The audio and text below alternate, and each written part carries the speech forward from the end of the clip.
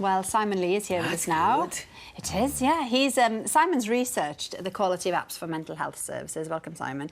We saw that, you know, that one really worked for Angie and really helped her, but she was using it alongside a therapist, wasn't she? So, I mean, lots of people might think now that they want to go and download one of these apps. But if you are suffering from mental health, I mean, I'm sure the first port of call is probably to get help from a medical professional. Of course, yeah. I think, you know, most times you should definitely try and approach your GP, your healthcare professional. They're the ones who are by far going to be giving you the best help. It's important not to kind of self-diagnose with these apps, but obviously there are a lot of people who aren't fortunate enough to utilise their own, you know, NHS services. You know, if you can't get to the doctor, or if you're struggling with the kids. So for some people, these kind of things can be a real lifesaver.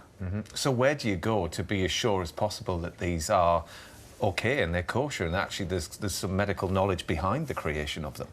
It's a good question. It's like information on the internet. It's of such variable quality that you really need to look out for signals of quality. And places like, you know, the Orcha website or the NHS apps library, or, you know, other places like having a university's badge on it or a doctor's name to it are generally going to be good signals that these aren't going to be some child in his basement making an app, but there's good technologies. Yeah. I mean, you laugh, but that's the case, isn't no, it? No, it's just shocking. I mean, Yeah. But there are there are thousands out there. So name some then that you would suggest, you know, have worked for other people, you know, and that they are kosher, as Matt said. Of course, yeah. There are a great number. Unfortunately, there's not as many as there should be. There are apps like Brain in Hand, which is very good for anxiety and autism. There are apps like Sleepio for sleep disorders, which also help mental health. There's apps like Catch It, which is currently on the NHS apps library. There are a lot of them out there. It's just it's been able to find that needle in the haystack and find the good apps amongst the thousands of bad apps. And there are good ones out. I mean, from your research, as far as you're concerned, there are apps there that do work. Yeah, there are some apps that have had unbelievable findings, like findings that are so good that they're doing better than existing care, like face-to-face some apps, but it's important to state that they were in smaller populations, so this might not be definitive, but yeah, some apps are having real benefit, as the video has just shown there.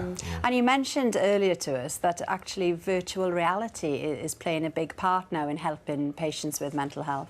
Yeah, it's not just apps anymore, it's any online and digital kind of technologies. So people are increasingly using VR, and I know the University of Oxford are working with this to kind of maybe immerse people who are afraid of being in public and being in small spaces, and immersing people in situations which they may find uncomfortable, but which you can very quickly get out of by closing your eyes and taking the headset off, rather than being out in the open. Yeah, fascinating. But I guess just going back to those apps again, it's really important just to get some professional help before even self-diagnosing, because there's lots of vulnerable people out there. Of course, yeah, the best apps are going to be the ones that are prescribed by your healthcare practitioner, and there are a lot of places now around the UK where GPs are actively prescribing apps, like East Lancashire and other places where they're giving you apps when you're on a waiting list for mental health care. If you're waiting 130 days for mental health care, you can do a lot of good in that time when you'd otherwise be doing nothing. Thank you, Simon. Thanks for coming on and talking to us about that. And if you want more information about those apps that we were talking about there, or you've been affected by mental health issues, then our website has more information. There's some help and support up there for you too.